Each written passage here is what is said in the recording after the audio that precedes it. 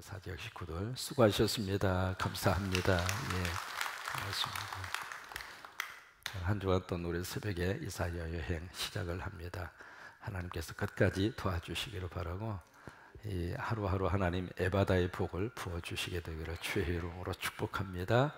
자, 에바다.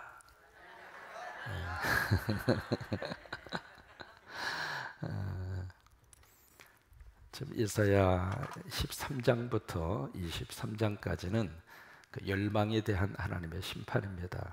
심판인데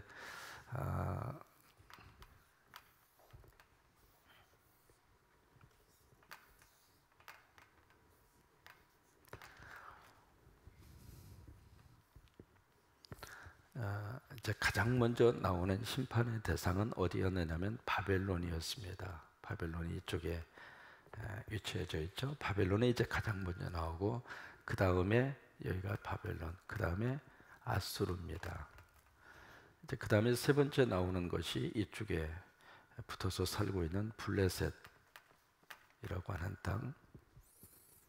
이제 그 다음에 나오는 것이 이쪽에 위치해져 있는 모압.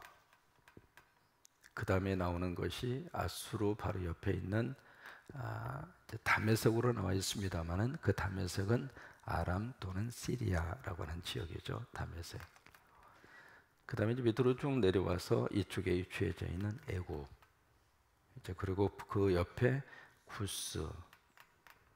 그리고 다시 위로 올라가서 에돔. 에돔이라는 나라는 이제 다른 저기로 말하면 두마입니다. 두마라고 하는 나라. 그리고 이제 그 다음에 나온 것이 아라비아. 그리고 오늘 나온 것이 두루와 시돌입니다. 두루는 이제 바로 그 다메섹, 그러니까 아람 바로 옆에 있는 여기 이제 두루, 그 다음에 위에 한 40km 떨어진 지역의 시돈. 이게 지금 열방에 대한 하나님의 심판의 메시지의 대상들입니다. 자, 한번 보실까요? 기억하는 의미에서 바벨론, 아수르, 블레셋, 모압, 다메섹, 애굽, 구스, 에돔, 아라비아, 두로, 시돈. 이게 이제 열방에 대한 하나님의 심판의 메시지를 받는 나라들입니다. 이 두로와 시돈이라고 하는 이 지역, 신약 성경에도 이제 자주 등장하는, 어제도 우리가 함께 지도를 통해서 보았던 지역이죠. 이게 이 두로와 시돈이라고 하는 이곳은 이제 그 당시에 어떤 나라가 있었느냐면 페니키아라고 하는 나라가 있었어요. 페니키아.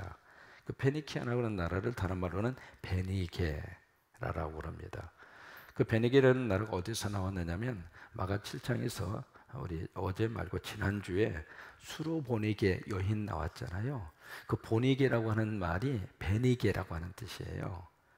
다른 말로 말하면 페니키아라고 하는 뜻이거든요. 그러니까 거기서 이제 보니게라고 하는 말이 나오는데 그 여인이 바로 수로가 시리아거든요. 시리아, 그 다음에 페니키아 그쪽 지역의 여인 출신의 여인이다. 이제 그 말이거든요. 거기서 이제 보니게라고 하는 말이 나오는데 바로 그 베니게라고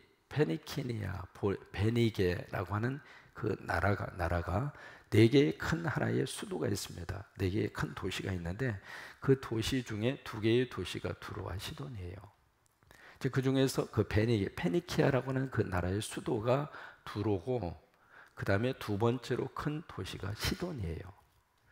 그러니까 성경에 두로와 시돈이라고 하는 말은 한 나라를 말하는 것이 아니라 페니키아라고 하는 그 나라에 있는 중요한 두 도시의 이름을 두로와 시돈이다. 끄떡끄떡. 그 말이에요, 그 말. 이제 그것을 좀 이해를 하시고 성경을 보셔야 될 필요가 있습니다. 그러면 이 열방에 대한 하나님의 심판의 메시지를 전할 때 어디에서부터 출발을 하느냐면 바벨론으로부터 출발을 해요. 이게 이사야 13장이거든요. 그러니까 바벨론에서부터 출발을 해서 어디에서 끝나고 있느냐면 페니키아에서 끝나고 있습니다. 두로와 시돈에서 끝나고 있는 거예요. 그러면 이 두 나라가 무엇을 지금 상징하고 있느냐면 두 가지 대표적인 것을 상징을 하고 있어요. 첫째로 이 바벨론도 그러고 페니키아도 그러고 권력의 상징입니다. 그 당시에 이쪽에 이제 지중해를 중심으로 해서 이 지중해를 중심으로 한 패권을 두 나라가 쥐고 있었어요. 첫째는 바벨론이 쥐고 있었고 두 번째는 페니키아가 쥐고 있었단 말이에요. 권력의 두 핵심, 두 축이에요. 또 하나, 이 바벨론과 이 페니키아, 두로와 시돈이라고 하는 지역은 직무로 말하면 경제 대국입니다. 그래서 이 두 나라가 가장 중요한 어떤 권력과 그리고 재물, 경제, 그것을 양손에 쥐고 있었던 나라가 바로 이 바벨론하고 두로와 시돈인데, 바로 첫 번 바벨론으로부터 시작을 해서 마지막 두로와 시돈에 대한 심판의 메시지로 이사야서는 13장에서 23장까지의 말씀의 내용을 담고 있습니다. 여기에 이 두로와 시돈 이쪽 지역은요, 이 지중해라고 하는 이 바다를 일찍이 바다에 대해서 눈이 열렸어요. 그래서 이 사람들이 뭘로 경제를 이루었느냐면 무역업으로, 해상 무역업으로.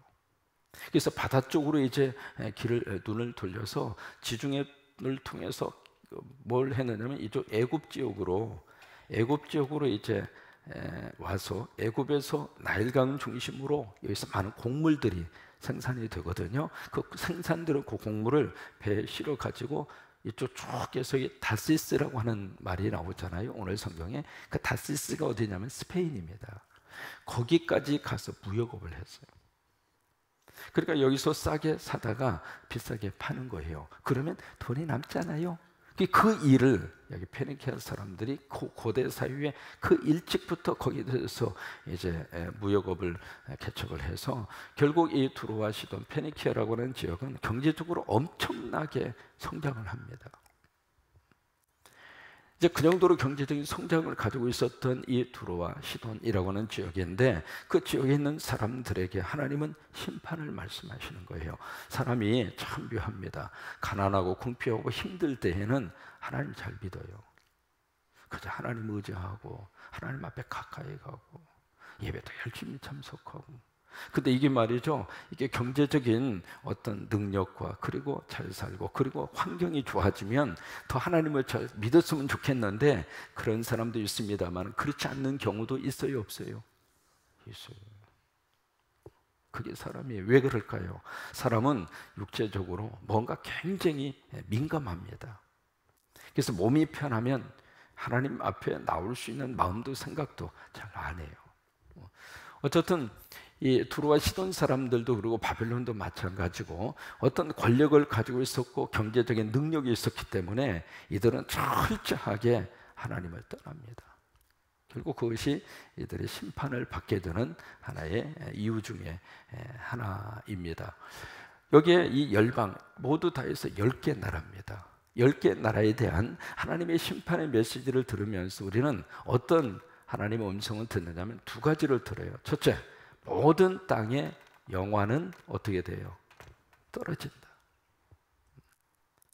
아무리 찬란한 인간의 영화와 이 땅 위에 어떤 문화와 문명의 꽃을 피운다 하더라도 인간적인 모든 영화는 때가 되면 떨어진다. 그게 이제 하나님이 주시는 메시지예요. 오늘 여기 그 페니키아라고 하는 나라가 어느 정도 부를 이루고 어느 정도 용성한 나라를 형성했는가, 그래서 우리가 여기서 볼 수 있습니다만 7절에 보시면 그렇게 기록이 되어져 있어요. 7절에 이것이 옛날에 건설된 너희 무슨 성이라고 그래요? 히락의 성이요. 이게 옛날에 건설이 됐다, 그 얘기는요, 벌써 그 당시에 헤로도토스라고 하는 역사학자가 있거든요. 그 고대 역사학자가 이 두로와 시돈 지역에 대해서 역사학적으로 연구를 하고 나서 그 지역은 이미 BC 2700년 전부터 도시를 형성하고 있던 나라예요.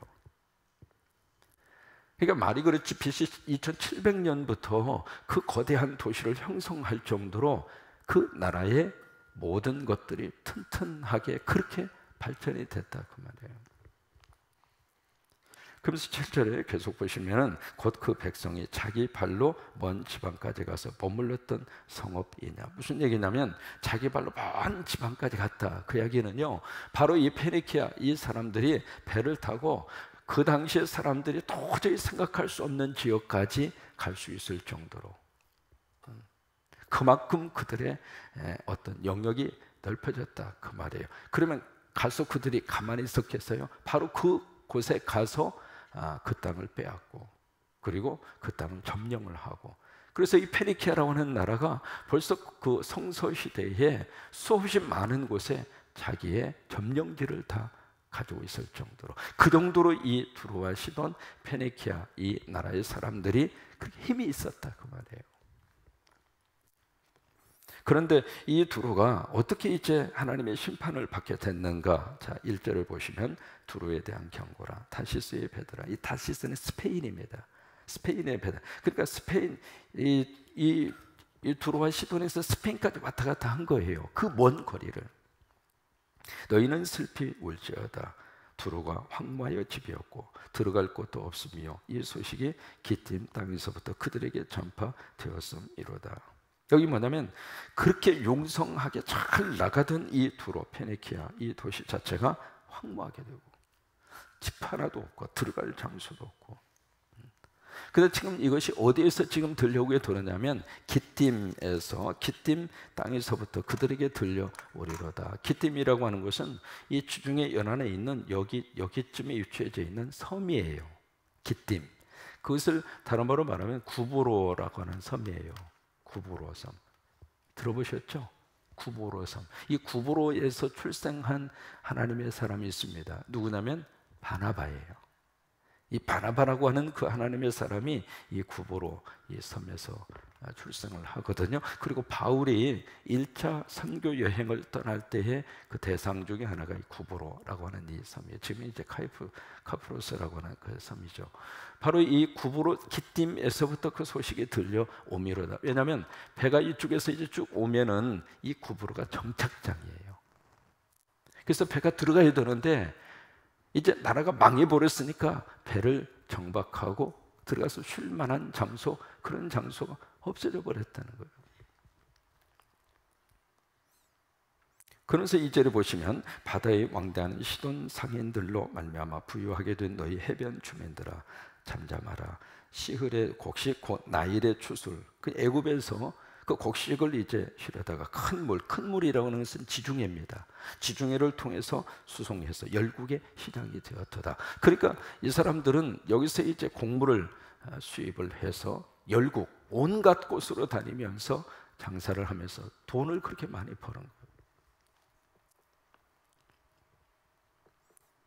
그런데 4절에 보시면 어떤 결과가 나타나게 됐는가? 시돈이여 너는 부끄러워할지어다. 대저 바다 곧 바다의 요새가 말하기를 그러면서 산고를 겪지. 무슨 얘기냐면 이제 완전히 그 땅이 망해버려서 더 이상 희망이 없는 그런 땅으로 바뀌어지게 될 것이다. 바로 그거예요. 그런데 5절에 보시면 그 두로와 시돈의 그 멸망의 소식이 애굽 사람들에게는 고통이 될 것이다.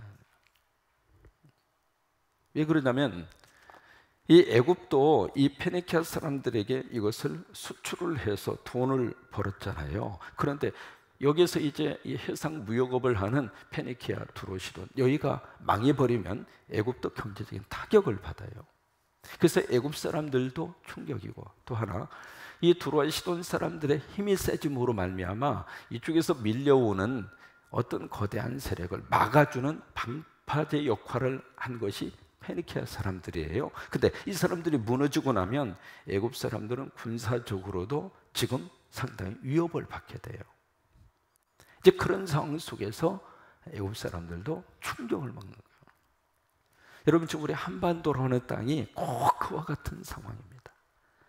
미국도 우리 한반도를 놓을 수가 없고요. 왜? 전체 이 동부, 그 아시아권에 있어서 가장 방어적인 요새를 가장 최소의 비용을 통해서 극대적으로 방어망을 구축할 수 있는 요새가 일본의 오키나와이고, 그 다음에 가장 중요한 지역이 한국이에요.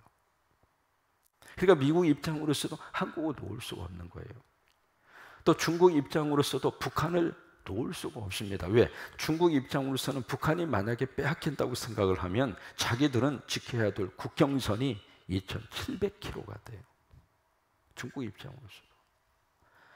그리고 중국은 가장 큰 핸디캡이 바로 뭐냐면 그들은 이쪽 서해안 지역은 뚫려져 있습니다만은 이쪽 동해안 지역이 있잖아요. 태평양으로 나아가는 지역의 바닷길은 중국이 막혀 있어요. 그래서 중국 입장으로서는 어떻게 해서든 태평양 쪽으로 나가야 되는데 왜? 태평양 쪽으로 나가지 않으면 전 세계를 잡을 수 있는 패권 국가가 될 수 없어요. 여러분 패권 국가 그런 얘기 많이 하잖아요. 그죠? 끄덕끄덕. 이 패권 국가가 되면 뭐가 좋으냐? 두 가지가 좋아요. 첫째로 돈을 마음대로 찍어낼 수 있습니다. 그래서 미국 사람들이 달러, 전 세계 시장에 가장 중요한 어떤 거래로 쓰임받는 화폐가 달러잖아요. 근데 그 달러를 패권 국가가 되면 마음대로 찍을 수 있어요. 그게 이제 패권 국가의 특권이에요. 그 다음에 두 번째, 패권 국가의 특징이 바로 뭐냐면 언어입니다. 언어. 다시 말해서 미국이 지금 패권 국가 그 이야기 하잖아요. 왜 그래요? 영어. 그것을 잡고 있는 거예요. 그러니까 중국 입장으로서는 그걸 지금 넘보고 있는 거거든요. 중국도 패권 국가가 되고 싶은 거예요. 그래서 위안화로 전 세계 통화 화폐로 삼고 싶고 또 하나 중국말이 전 세계 언어로 그렇게 하고 싶고 그 야망이 있죠. 중국 입장으로서는. 그래서 이제 그런 입장에서 뻗어가야 되는데 태평양으로 뻗어가지 않고서는 그렇게 커갈 수 있는 어떤 기회가 없거든요. 근데 그 태평양으로 뻗어갈 수 있는 유일한 통로가 북한이에요. 그래서 이제 중국 사람들이 낮은 선봉 지역에다가 그렇게 정성을 기울인 거예요. 왜? 낮은 선봉 그쪽에 부동항이 있습니다. 겨울에도 얼지 않는 항이에요. 그 바다 앞에 큰 섬이 있어가지고 그 섬이 이렇게 태평양 쪽에서 불어오는 바람을 막아주어요. 그래서 그 안쪽에 들어와 있는 낮은 선봉을 중심으로 한 그 바닷가의 항구는 그래서 겨울에도 얼지를 않습니다. 그래서 중국 사람들이 가장 눈독을 들이는 장소가 낮은 선봉이라고 하는 그쪽 지역이에요. 그 정도로 중국 사람들의 입장으로서도 북한 땅을 놓을 수가 없는 땅인 거예요. 그러다 보니까 이쪽 남쪽은 미국이, 그 다음에 북쪽은 중국이, 그 속에서 우리가 지금 살고 있는 거예요. 그런 위치 속에서 우리들이 살고 있기 때문에 우리는 여기 눈치 보다가 저기 눈치 보다가 그러다 보니까 눈이 찢어진 거예요.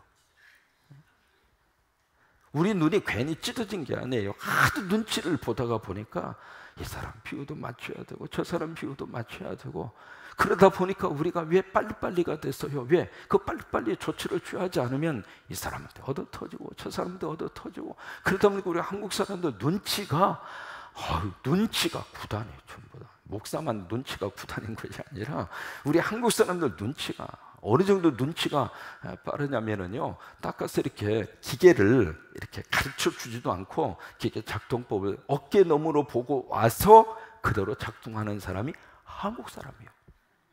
무슨 얘기냐면 그만큼 눈치가 빨라요. 왜? 이것이 이 환경 속에서 나온 우리들의 어떤 그 모습이에요. 그러니까 이런 속에서 정말 우리들이 살 수 있는 길은 사실 여기저기 그게 아니에요. 하나님 도와주셔야 돼요. 그걸 뼈저리고 우리가 느낄 수밖에 없거든요. 그런 지리적인 환경 속에서, 그런 역사적인 그런 환경 속에서 결국 우리가 살 수 있는 길은 하나님이구나. 그거밖에 없다고 하는 사실을 우리가 뼈저리게 느끼면서 더 하나님 앞에 기도하고 간구하고, 그러면 하나님이 도와주시고 하나님이 역사하시고 막힌 것을 뚫어주시고, 그래서 그 믿음의 은혜가 충만하게 임할수록 하나님은 우리나라를 들어 쓰셨고, 그 믿음의 열기가 꺾어질 때마다 하나님은 우리 민족을 흔드셨어요. 정신 차리라고. 왜 사람은 이렇게 말로 해서 안 들으면 육체적인 고통이 가해져야 그때 가서 정신 바짝 차려요. 말로 해서 들으면 얼마나 좋아요. 근데 사람이 그렇게 지혜롭지가 못해요. 그러니까 하나님이 너 지금 정신 차려! 그렇게 살다가 어떻게 하려고 그러지? 지금이 그렇게 저기 할 때야. 그래서 하나님이 정신 바짝 차리도록 그냥 육체적으로 좀 힘들게도 하고 경제적으로 힘들게도 하고 자식 때문에 힘들게도 하고. 왜? 그런 거 있으면은 아버지 앞에 안 나올 수가 없잖아요. 나와서 그냥 울 수밖에 없잖아. 왜? 답이 없는데 어떻게 해? 그러니까 아버지 앞에 나와서 아버지 이제 왜? 그 과정을 통해서 하나님 다시 붙잡으라고, 다시 하나님 앞에 의지하라고. 왜? 그것만이 우리가 지금 살 수 있는 유일한 길이거든요. 이제 이 이사야서를 보면서 그 당시의 열방, 이 나라들의 구조를 보면 참 묘하게도 지금 우리의 상황하고 너무나 똑같은 거예요. 그런데 보세요. 하나님은 이 모든 메시지를 통해서 인간이 이룩하고 있는, 인간이 가지고 있는 그 영화 한순간 사라진다 이거예요. 영화는 거 없어요. 그래서 중요한 건 바로 그거예요. 여러분 예수 믿고 예수님 안에서 정말로 하나님이 주시는 축복을 다 받으셨으면 좋겠어요. 우리가 이 땅에 살면서 부를 이루고 뭔가를 성공하고 그 자체가 결코 나쁜 거 아니에요. 하나님도 우리를 그렇게 해주기를 원하셔요. 그러니까 예수님 안에서 부자도 되시고, 우리 성광교회 안에 재벌도 나오고, 성광교회 안에서 좀 경제적으로도 능력 있는 사람이, 여러분 모두가 다 큰 그 부를 꿈꾸는 하나님의 축복의 주인공들이 다 됐으면 좋겠고, 앞으로 11조를 한 달에 1,000만 원 이상씩 하는 분들이 좀 나왔으면 좋겠고, 아멘은 그냥 해놓고 보는 거예요. 처음엔 제가 전주에 딱 가서 이렇게 보니까 11조의 명단을 딱 보니까 한 달에 100만 원씩 하는 11조 교회는 한 사람도 없어. 그래서 기도했어요. 하나님, 우리 교회에 한 달에 100만 원 11조를 할 수 있는 사람 나오게 해달라고. 7년 목회하면서 한 달에 100만 원 11조 하는 사람들이 굉장히 많이 하나님께서 늘어나게 하시더라고요. 하나님 안에서, 예수님 안에서 그 비전을 품고 열심히 하면 하나님이 그렇게 우리를 축복하셔요. 그 자체가 결코 나쁜 거 아니고, 그 자체가 결코 죄도 아니고요. 또 우리가 예수님 안에서 그 거룩한 비전을 품을 필요가 있어요. 왜? 하나님이 나를 좀 크게 들어 써달라 이거예요. 근데 그 다음이 중요해요. 그것을 우리가 받은 다음에 고린도전서에 있는 말씀대로 해야 돼요. 그것이 바로 뭔가, 우리가 마셔도 주를 위하여, 먹어도 주를 위하여, 주님을 위하여 쓸 수 있는 거기까지 가야 된다. 거기까지. 그렇지 않으면 하나님이 주신 이 영화의 그 모든 것들이 한순간에 다 무너진다. 두 번째로, 이 심판의 메시지를 쭉 정리를 하면서 다시 한번 우리 주시는 메시지가 있습니다. 그것이 바로 뭐냐면, 역사의 주권자는 누구냐면 하나님이라고 하는 사실에 대한 메시지입니다.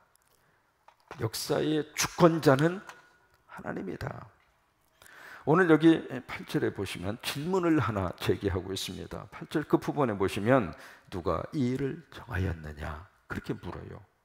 그래서 9절에 보시면 답을 합니다. 만군의 여호와께서 그것을 정하셨다. 그러면서 11절에 보시면 여호와께서 바다 위에 그의 손을 펴사 열방을 흔드시며, 그러면 지금 10개의 이 나라, 바벨론으로부터 시작을 해서 들어오시던 페니키아까지 이 모든 열방을 지금 누가 흔드셨다는 거예요? 하나님이 흔드셨다 그 말이에요. 그 여호와께서, 그러면서 여호와께서 가나안에 대하여 명령을 내려 그 견고한 성들을 무너뜨리게 하시고, 그러니까 하나님이 하셨다 그 말이에요. 그 역사의 주인, 주권자, 역사의 주인은 철저하게 누구냐면 하나님이라는 거예요. 하나님. 그래서 더 우리가 하나님 앞에 엎드려서, 하나님, 우리 민족의 앞날을 하나님이 지켜주시고, 하나님이 도와주시고, 하나님이 역사하시고. 오늘 아침 신문 딱 받아보니까 읽진 않았습니다만은 거기에 문재인 대통령, 그 다음에 트럼프, 그 다음에 시진핑, 그 다음에 김정은, 네 사람의 얼굴을 거기 이렇게 해놓고 위에다가 전부 다 캐션 마커로 딱딱딱딱 해놓고, 그 다음에 옆에다 뭐라고 써놨느냐면 이번 주가 고비다. 아니, 그런 말을 지금 한두 번 우리가 듣고 삽니까? 그러니까 중요한 것은 하나님의 거룩한 역사가 이 땅 위에 하나님의 뜻을 이루는 우리 민족으로 우리가 하나님 앞에 가까이, 그리고 그 믿음의 영성 위에 서 있으면은 결국 하나님의 손에 달려있다. 그래서 역사의 주권자가 하나님이시기 때문에 지금 이 심판의 메시지를 주시는 이유도 다 싹쓸이를 하기 위해서 심판의 메시지를 주시는 게 아니에요. 이 메시지를 듣고 돌아와라. 하나님 우리를 아프게 하고 고난을 주시는 이유도 주여 패기 위해서, 그래서 하나님이 고난을 주시는 것이 아니라 그 고난 속에서 빨리 정신 차리고 빨리 깨닫고 하나님 앞에 오라고 하는 거예요. 세계적으로 그 향 있잖아요. 향수 있잖아요. 세계적으로 3대 향수가 있습니다. 첫째가 사향이고, 두 번째가 침향이고, 세 번째가 용정향이에요. 용연향, 정이 아니라 연향, 용영향. 발음도 좀 희한해요. 이게 세계 3대 향수입니다. 사향은 이제 사향누루 있잖아요. 사향누루. 이 침향이라고 하는 것은 저쪽 인도네시아 동남아 지역에서 나오는 나무입니다. 거기서 나오는 향수. 그 다음에 용영향은 고래에서 나오는 겁니다. 고래에서 나오는 용영향이라고 하는 향이 나오는데, 혹시 이제 저쪽에 그 동남아시아 지역에 여행 가실 일이 있으면 주로 해변가를 많이 가세요. 많이 가셔가지고 해변가를 가셔서 거기서 경치만 보지 마시고 눈을 크게 뜨시고 해변가 모래를 자세히 살피셔가지고 거기에 좀 노릇끼리 하고 바위같이 생긴 것이 있으면 그것이 바로 용영향의 재료입니다. 재료인데 그것이 바다에 있는 로또입니다. 그거 하나 주시면 완전히 부자 됩니다. 그러니까 여행 가셔서 그냥 여행만 하지 마시고 돈도 벌어가지고 오세요. 이 용연영향, 이 고래를 통해서 이제 채취하는 향수인데, 이게 이제 여러 가지 학설이 있습니다. 어떻게 해서 이것을 채취할 수 있느냐? 고래의 배변이다, 똥이다, 이제 그렇게 하는 사람도 있고 여러 가지 이제 이야기하는데, 그중 하나가 바로 뭐냐면 이 고래가 상처가 나면 그 상처를 치유하기 위해서 나오는 분비물이 있나요? 그 분비물들이 바로 이 용연향의 재료다, 그렇게 이야기해요. 근데 이것이 향수로서는 전 세계에서 최고입니다. 왜냐하면 이 향수는 거의 대부분 식물에서 다 추출을 해요. 그런데 동물에서 추출하는 향수가 딱 4개밖에 없습니다. 근데 그 4개 중에 최고로 치는 것이 바로 고래에서 나오는 용연향이에요. 그러니까 여행 가셔서 꼭 그걸 주워 가지고 오세요. 8살 먹은 아이가 저쪽에 뉴질랜드가 그쪽 지역에 이렇게 쭉 가다가 뭐 희한한 걸 발견한 거예요. 희한한 걸 발견해서 이게 뭔가 싶어서 가지고 돌다가 엄마한테 갖다 준 거예요. 갖다 주니까 이 엄마가 센스가 있었던 거예요. 왜? 성광교회 와서 설교를 들은 거예요. 그래서 이 이야기를 들어가지고 그래 이건가 보다 싶어서 갖다가 팔았는데 그것이 36억. 그러니까 이건 그람당 그람으로 계산해서 팔아요. 그러니까 그 정도로 비싼 거니까 그렇다고 당장 내일 비행기 타고 동남아시아 지역으로 다 가지 말고 이 말씀을 드리고 싶으냐면, 고래 입장으로서는 상처를 받았잖아요. 그 상처가 고래 입장으로서는 아픔이잖아요. 근데 그 아픔 때문에 이 분비물이 나오는데 그 분비물이 결국 이 용연향이라고 하는 너무 좋은 그 재료를 만들어 가더라 이 말이에요. 우리 믿음 생활하면서 하나님이 우리를 아프게 하실 때가 있어요. 그런데 그것을 통해서 영적 용연향을 만들어내자 이 말이에요. 그걸 통해서. 아무튼 이번 한 주간 동안 에바다의 복이 임하기를 바라고, 내일 새벽에 또 오세요. 서로 한번 인사하세요. 내일 새벽에 또 만납시다.